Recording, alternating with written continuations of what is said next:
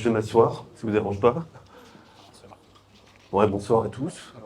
Je suis un peu impressionné, je pensais que j'allais partager une bière autour d'une table avec une dizaine de personnes. Ben, c'est pas tout à fait ça, mais bon, on va s'adapter, c'est pas grave. Alors, je vais vous parler, moi, de mon historique, de mon histoire, et puisque j'ai récupéré la présidence du groupe FOUC il y a 4 ans. Et c'est vrai que lorsque Thomas et Yann m'ont proposé de participer à ce talk, j'ai longuement hésité. J'ai longuement hésité parce que je suis pas familier de l'exercice. Mais je trouvais ça intéressant de pouvoir vous partager quand même sans vous inspirer, parce que j'ai pas cette prétention de pouvoir vous inspirer, mais en tout cas peut-être vous éclairer sur certaines choses par rapport à ce que j'ai pu vivre moi depuis 4 ans. Et effectivement, moi, quand je me suis planché un peu sur l'exercice, je me suis dit, mais qu'est-ce que je vais pouvoir leur raconter? Qu'est-ce que je vais pouvoir leur raconter? Comment ma vie est assez intéressante? Qu'est-ce que je vais pouvoir leur dire? Quel message inspirant leur transmettre? Finalement, j'ai déconnecté un petit peu les neurones et je me suis dit, bon, ben, je vais venir comme au McDo, je viens comme je suis et je partage ma vie de jeune entrepreneur ayant repris un groupe familial historique. Tout d'abord, je vais vous parler un petit peu de mon cursus, hein, c'est pas le plus important, mais rapidement. Effectivement, je suis réunionnais, je me suis exporté dans le cadre de mes études. Donc j'avais fait 2 ans de prépa après un bac ES, j'ai fait 2 ans de prépa HEC au lycée Belle-Pierre, et ensuite j'ai fait une école de commerce à Bordeaux. J'ai également pu faire une année à l'étranger en échange à l'Université Laval au Québec. J'ai obtenu un MBA en comptabilité.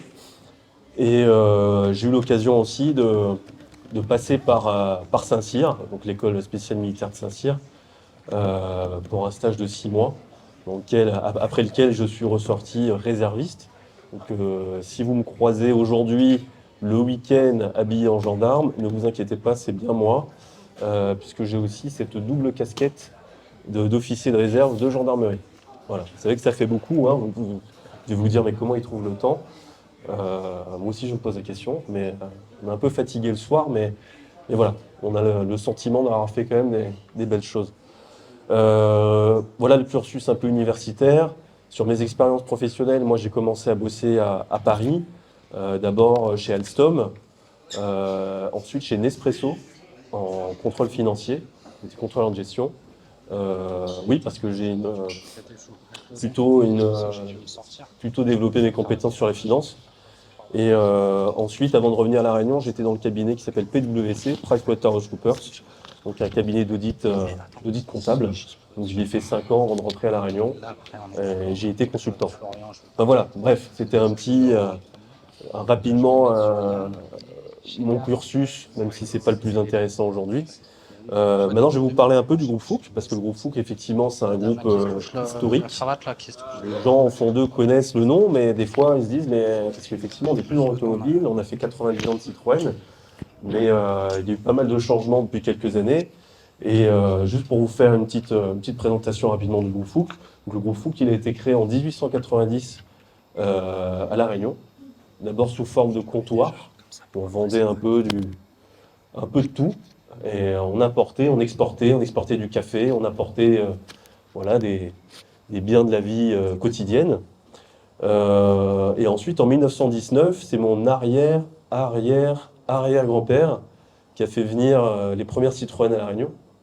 Donc ça a été le fer de lance de l'entreprise et du groupe pendant 90 ans. En 1960, sous l'impulsion de mon grand-père, Albert, le département agricole a été créé. Donc aujourd'hui, on parlait de l'Est.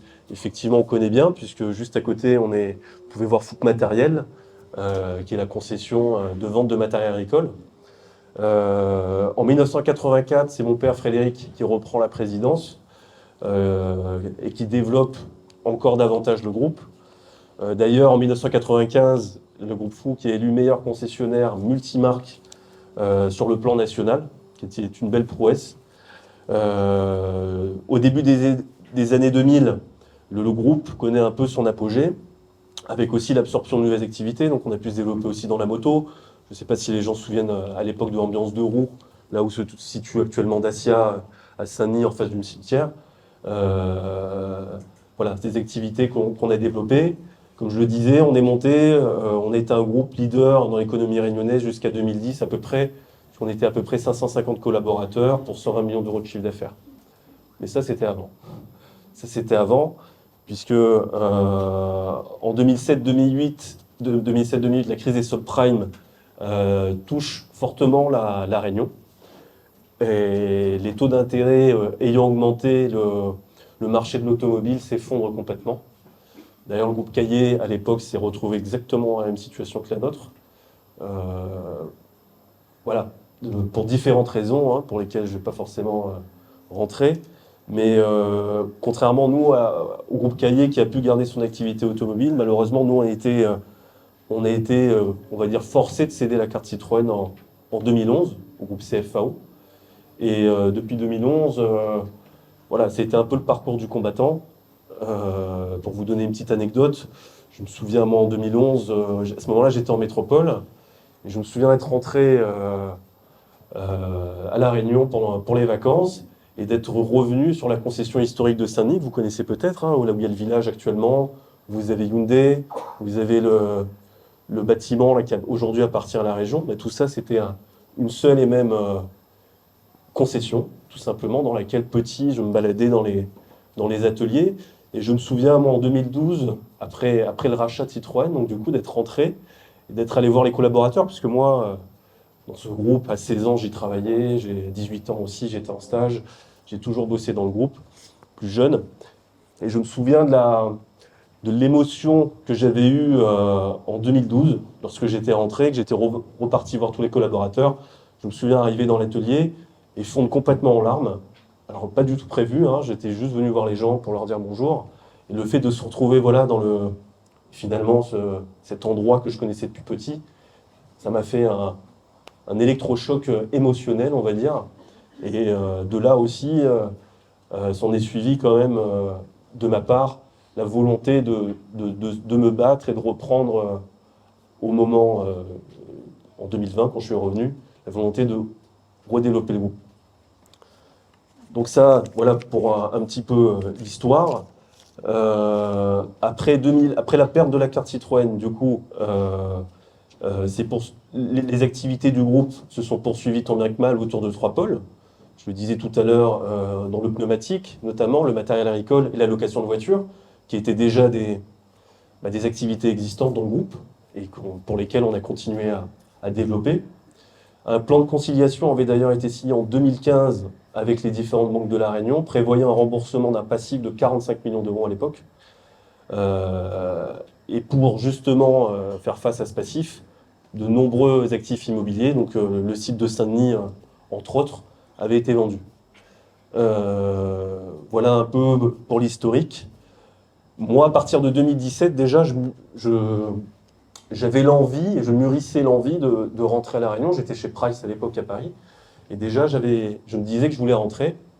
Mais l'ancien président, oui, parce que ça c'est important aussi de le savoir, lorsque l'on a vendu Citroën, mon père, lui, Frédéric, a complètement laissé la main. Je pense que ça l'a un peu traumatisé à l'époque. Et c'est un externe à la famille, pour la première fois, qui a été nommé président du groupe. Et donc moi, à partir de 2017, j'avais des discussions avec lui, comme quoi je voulais rentrer, que pour moi c'était le bon moment, etc. Ma famille voulait que je rentre. Et finalement, lui m'en avait dissuadé en me disant que c'était pas forcément le bon moment, qu'il y avait des projets qui méritaient d'être stabilisés et que voilà, que j'avais encore à apprendre en métropole, ce qui n'était pas forcément faux. Ne voulant pas être calife à la place du calife, j'avais laissé pisser entre guillemets. En 2018, un tournant aussi était le décès de ma grand-mère, puisque ma grand-mère avait toujours voulu que je rentre dans le groupe familial. Elle aurait aimé voir ça de son vivant. Malheureusement, ça n'a pas été le cas, mais je lui avais fait cette promesse de rentrer dans le groupe familial.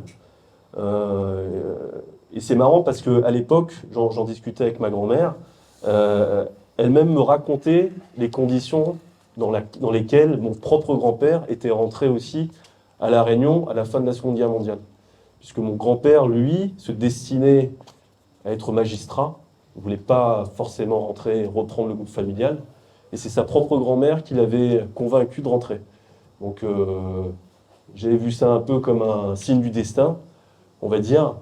Et, euh, et voilà. Et derrière, en 2019, je vois de plus en plus l'ancien président sur Paris, parce que celui-ci avait déménagé sur Paris. Et oui, plus c'est gros, plus ça passe. Hein. À l'époque, ça ne nous avait pas choqué plus que ça, mais l'ancien président quand même dirigeait le groupe depuis Paris, donc c'était assez incompréhensible.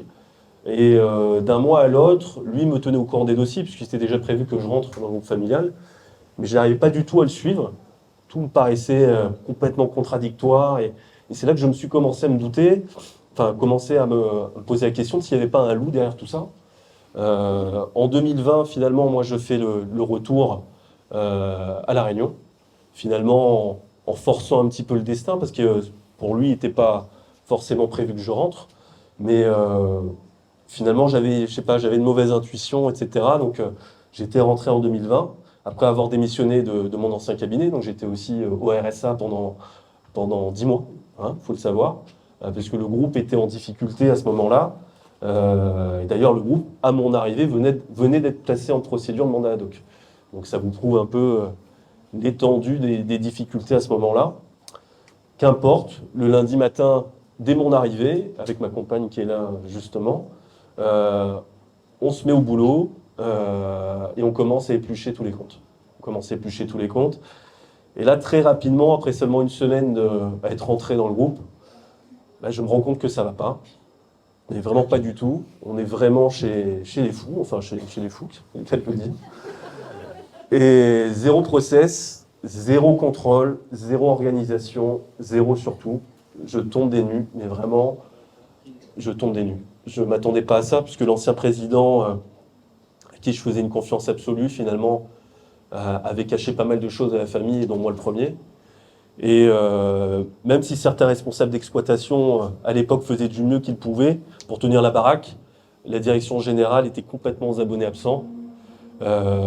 Pire, je me suis rendu compte qu'ils étaient complètement incompétents. L'homme en qui j'avais confiance, en la personne de l'ancien président, qui avait quand même 10 ans dans la boîte, hein, était complètement à côté de la plaque. Moi, qui à mon arrivée voulais qu'il reste un minimum 2 ans pour pouvoir faire la transition, bah, très rapidement, au bout d'un mois, je voulais qu'il parte le plus rapidement possible. D'ailleurs, son départ a été acté au bout de 6 mois. Et j'ai pu récupérer la présidence au mois de juillet 2020 et enfin commencer à me payer, hein, puisque 400 € par mois, c'est quand même compliqué à 32 ans. Et c'est là que je m'aperçois que beaucoup d'anomalies, d'irrégularités. Les comptes de 2019, d'ailleurs, sortent avec des mois de retard. Et on se rend compte que c'est là que je me rends compte que je suis dans un sacré pétrin. C'est le cas de le dire. Entre-temps, qui plus est, le Covid est passé par là. Les relations avec les banques sont complètement délétères, ce que je peux comprendre, hein, vu la gestion catastrophique. Dans cette situation, je me dis, qu'est-ce que je peux faire? Qu'est-ce que je fais? J'abandonne, on lâche. Après plus de 100 ans à développer le groupe familial, moi, abandonner, jamais. Jamais, jamais, jamais. Jamais de la vie. Je me suis dit, alors, Cédric, donne le meilleur de toi-même et n'aie aucun regret. Fais ce que tu peux au maximum. Et si demain, le groupe doit être vendu, il le sera, mais au moins, tu auras tout donné. Bien qu'ayant le regret d'être arrivé un peu tard, mais soit. Donc à ce moment-là, je change quasiment tout le codir, dont un directeur, figurez-vous, qui avait été embauché à l'époque de mon grand-père, et qui avait trouvé le moyen de faire passer ses intérêts personnels bien, bien, bien avant ceux du groupe et de ses collaborateurs. Donc là aussi, ça a été une grosse, grosse claque et déception, aussi pour la famille. On se rend compte que des gens qui parfois sont là chez vous depuis 40 ans, qui ont fait toute leur carrière dans le groupe, puissent à la fin finir aussi bas. Je me souviens quand je suis arrivé chez Fouque, notamment chez Fouque Matériel, là, que vous voyez à côté, il y avait 4 millions d'euros de créances clients. 4 millions d'euros de créances clients. Ça veut dire qu'il y avait 4 millions d'euros d'argent qui étaient dehors. Ce qui est complètement incompréhensible, mais voilà, par le manque de gestion, etc., voilà les dérives que ça avait entraîné. Depuis que je suis arrivé, qu'on a remis des process en place avec toute mon équipe, hein, parce que j'ai un nouveau DAF, j'ai toute une nouvelle équipe en place, Il n'y a pas un seul dossier d'impayé chez Fouque Matériel. Donc ça vous montre quand même à quel point les gens à l'époque étaient quand même assez incompétents. J'ai d'ailleurs 2 anecdotes assez hilarantes à vous partager. Bon, aujourd'hui ça me fait rire, mais je peux vous dire qu'à l'époque, quand j'étais en plein la tête dans le guidon, ça me faisait pas rire. Un jour, je suis avec mon ancien codir sur un site au port, et on fait le tour du site, parce qu'il n'y avait rien qui allait sur le site, il y avait pas mal de choses là qui étaient... Le site était sale, enfin c'était n'importe quoi. Et je me souviens, on fait le tour du site avec mon codir, et à un moment, il y a un endroit où il y a pas mal de débris, où il y a pas mal de choses qui sont amoncelées les unes sur les autres. Et là, je dis à mon codir, bah ça, par exemple, faut que ça dégage, là. Enfin, on n'a plus de temps à perdre. Et là, j'ai une membre de mon équipe qui me dit, mais ça, monsieur Fouque, c'est la station de lavage pour véhicules qu'on avait acheté en 2008, à l'époque, pour les occasions Citroën, qu'on n'a jamais monté, et qui se retrouve là, en plein soleil. Elle me dit, les rouleaux sont dans le conteneur. Et là, je me dis, putain, c'est pas possible. C'est pas possible. J'ai rapidement fait venir quelqu'un qui faisait la marque en local. Quand je lui ai raconté ça, il est tombé des nues. Il m'a dit, monsieur Fouque, 80 000 € le cadeau, ça fait mal quand même. Hein. Donc voilà, c'est des exemples de choses qui avaient été faites. J'ai une deuxième petite anecdote aussi pour vous. Un jour, je suis avec mon ancienne équipe, avec mon ancien DAF. Il reçoit un coup de fil. Il commence à dire non, mais aujourd'hui c'est M. Fouque qui est revenu, etc. C'est lui qui prend les décisions, etc., etc. Bref, il raccroche. Et là, je lui dis mais c'était qui? C'était quoi le but de l'appel? Et là, il me raconte la teneur de la conversation et j'explose de rire. J'explose de rire parce que je me dis c'est une blague. En fait, c'est pas possible. Et en fait, c'était pas une blague. En fait, on avait un partenaire à qui on devait de l'argent, à qui on avait mis un échéancier, et de par nos difficultés, on avait du mal des fois à tenir cet échéancier.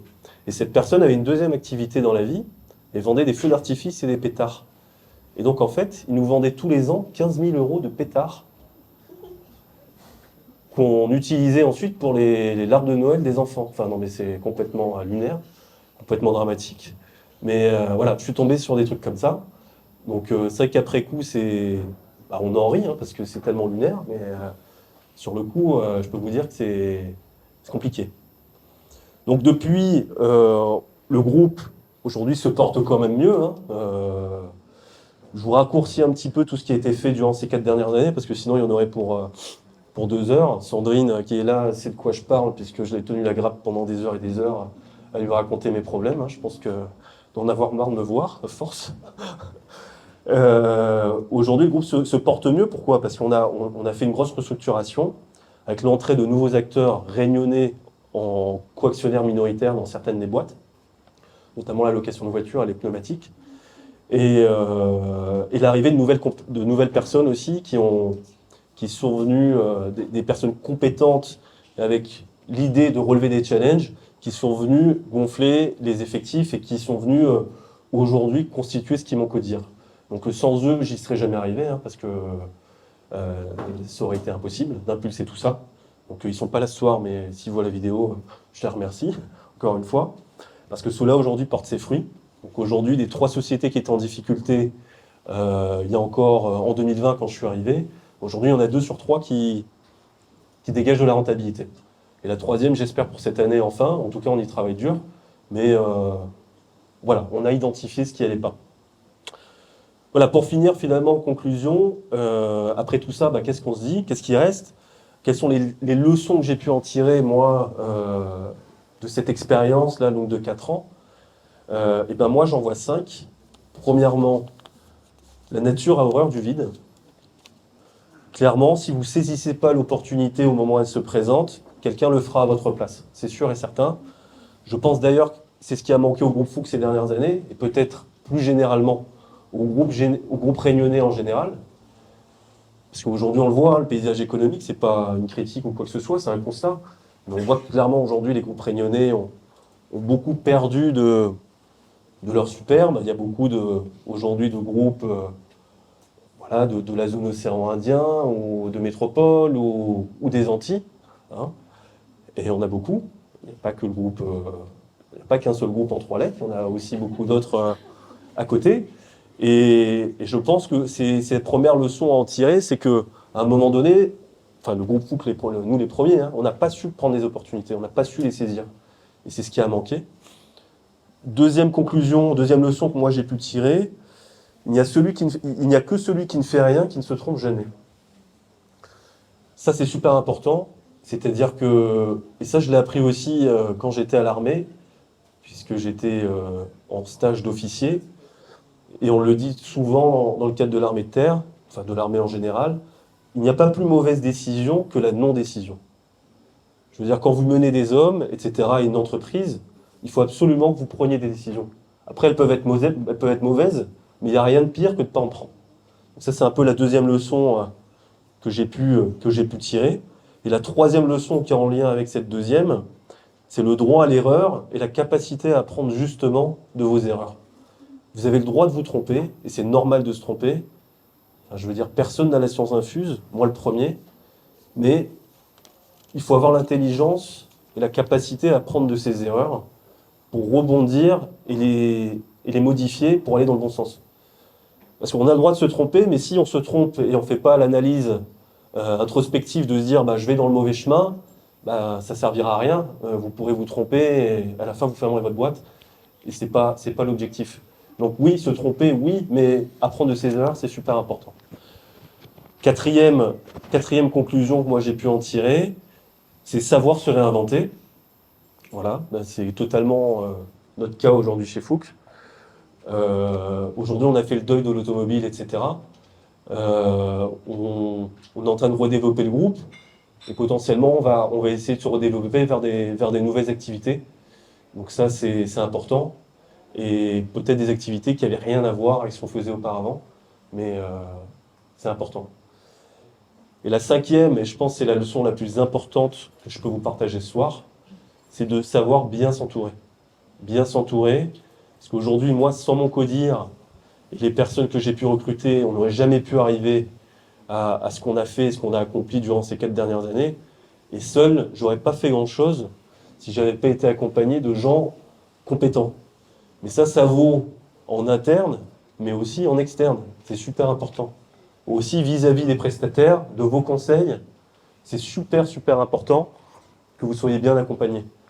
Moi, en étant arrivé au groupe Fouque il y a 4 ans, il y avait déjà des prestataires en face et des conseils qui étaient en face et qui clairement se gavaient sur notre dos. Enfin, je me suis fait suffisamment d'inimitié depuis ces 4 dernières années, je ne vais pas les citer en plus, mais des avocats d'affaires, etc., qui étaient là sur le dossier depuis des années, des avocats d'affaires parisiens, ça veut rien dire. Hein. Avocat d'affaires parisien, ça veut absolument rien dire. Parce que la facture, par contre, ça veut dire quelque chose. La facture derrière. Il faut vraiment savoir s'entourer. Et là, aujourd'hui, là aussi, je me suis entouré de nouveaux prestataires aujourd'hui, de nouveaux conseils. Ça a marché de temps en temps, ça n'a pas marché de temps en temps, mais c'est super important. Aujourd'hui, clairement, avec mes conseils, je travaille en toute confiance. Et je sais qu'ils ne sont pas là pour me cacher des choses, et on travaille en toute transparence. C'est tout ce que j'attends, en fait, des prestataires et des conseils.